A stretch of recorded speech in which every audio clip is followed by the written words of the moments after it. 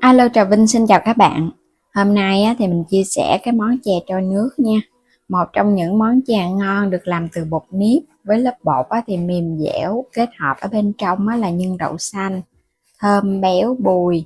Thì cái cách làm này mình để 2-3 ngày viên chè vẫn mềm ngon, không có bị cứng. Bây giờ mời các bạn mình cùng vào bếp để thực hiện luôn nha. Đầu tiên thì mình có một cái củ khoai tây nha, khoảng 250g lúc mà khoai chưa có luộc Sau đó thì mình nấu cho nó chín, hoặc là các bạn hấp cũng được. Theo mình thì nấu đi, tại vì một chút mình dùng luôn cái phần nước này sẽ tán ra cho nó nhỏ. Khoai tây sẽ giúp cho bột của mình nó dẻo mềm. Ngoài ra thì các bạn cũng có thể dùng khoai lang, nhưng mà mình chọn cái loại khoai lang màu trắng Mình dùng ở đây là một gói bột nếp nha. Bột nếp thì dùng hiệu nào cũng được. Gói này là 500g. Thì mình dùng cái loại này thì mình thấy cái bột nó dẻo mềm. Rồi mình thêm vào đây muỗng cà phê muối. Các bạn sẽ trộn sơ lên nha. Trong lúc mà khoai còn nóng mình trộn lên để cho nó hút cái bột vào trong khoai, nhưng nó sẽ đều hơn Trộn cho thật là tơi và nó đều ra. Rồi bây giờ mình sẽ chia ra làm hai. Các bạn thích cái màu trắng nhiều hay là màu xanh nhiều thì mình chia nha. Mình chia ra xong thì ở đây là nước cốt dừa nhất nè. Mình sẽ thêm vào trong đây 3 muỗng canh đầy là khoảng 50ml cho cái phần viên chè màu trắng. Các bạn cũng trộn đều lên. Rồi ở đây là cái nước luộc khoai hồi nãy nè, mình nấu lên cho nó nóng thì mình cho vào khoảng 150ml là khoảng nửa chén ăn cơm Các bạn cho vô cái mình trộn lên. Tại vì cái lượng hút nước của bột nó sẽ khác nhau, cho nên nó là cái tỷ lệ nước mà các bạn cho vô thì mình cho từ từ nha. Sau đó thì mình dùng tay mình nhồi để cảm nhận được cái độ hút nước của bột nó mềm hay là nó khô. Nếu như mình thấy nó dẻo rồi thì được rồi. Còn nếu mà thấy có khô hay là nhão thì có thể thêm nước hoặc là thêm bột khô. Bên đây là 200ml nước lá dứa nè, mình xay ra từ 10 cái cọng lá dứa tươi. Bây giờ cho hết vô nồi, bắt lên trên bếp nấu cho nó nóng lên. Phần bột còn lại các bạn sẽ gót trực tiếp cái nước lá dứa này vô. Nó nóng thì bột nó nhanh nở và nó không có bị chảy bột Cũng nhanh tay mình trộn lên nha, để cho bột nó thấm đều nước lá dứa. Mình sẽ thêm vào đây vài giọt màu thực phẩm lá dứa nữa, để giúp cho cái viên chè của mình nó giữ được màu đẹp. Còn không thích thì các bạn bỏ qua. Tới cái phần bột màu xanh này thì mình không có cho nước cốt dừa, tại vì mình thích cái độ thơm, cho nên là cho cái nước lá dứa hơi nhiều. Rồi ở đây là mình có nấu 200g đậu xanh nha, ngâm nở. Các bạn cho vào 700ml nước, nấu lửa nhỏ từ từ cho phần đậu nó cạn. Sau khi mà đậu nó cạn khô, cho hết vào chảo để mình xên nhân luôn. Mình thêm vào đây 50ml nước cốt dừa còn lại nè. Rồi thêm chút muối vô luôn. 1 muỗng canh đường thôi. Rồi bây giờ mình sẽ đảo đều lên với lửa vừa để cho nhân này nó tan đường, nó rút hết nước cốt dừa vô thì phần nhân nó béo ngon. Cho nó khô lại một chút nữa. Rồi mình thêm vào trong đây hành lá sắc nhỏ để cho nó thơm. Cái bước này các bạn có thể bỏ qua nếu như không thích ăn hành ha. Rồi mình cũng đảo đều cho nhân nó khô lại chút xíu nữa, rồi cái mình tắt bếp được rồi, không cần phải khô quá. Cho nhân nó nguội bớt, bây giờ mình sẽ vo viên. Mỗi một viên là 1 muỗng cà phê nhân là nó vừa. Mình làm cái viên chè cũng nhỏ vừa, các bạn đừng có cho nhân lớn quá, ăn cũng ngán lắm. Mình vo rồi cái mình để qua bên lần lượt cho đến hết. Sau đó thì mình hãy đi vo bánh. Quay trở lại phần bột, các bạn nhồi sơ lại một cái viên bột nó sẽ gấp đôi cái viên nhân.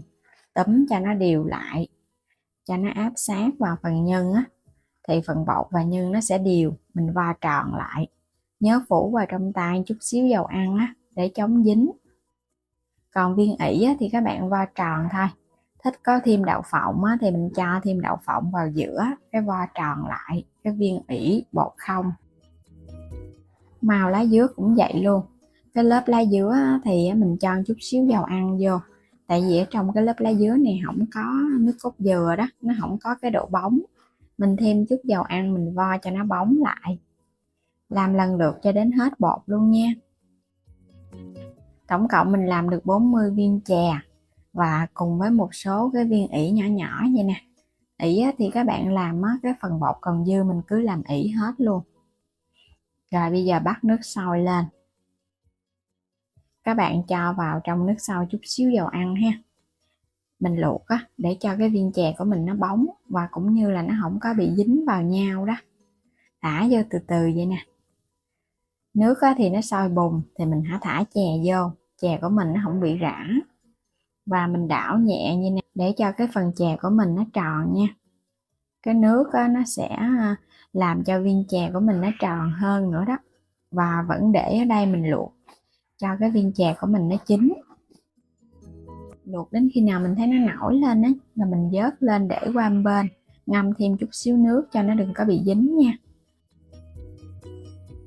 Tiếp theo mình chuẩn bị gừng nè, một ít lá dứa để nấu nước đường, 400g đường cát trắng, thêm chút muối nữa. Các bạn sẽ cho vào đây là 800ml nước, mình sẽ nấu cái phần nước đường này cùng với 400g đường, tỷ lệ là 1 đường 2 nước, thêm muối vô. Rồi lá dứa nữa nè. Gừng thì mình bào sợi hoặc là mình sắc sợi cũng được nữa, tùy theo các bạn nha.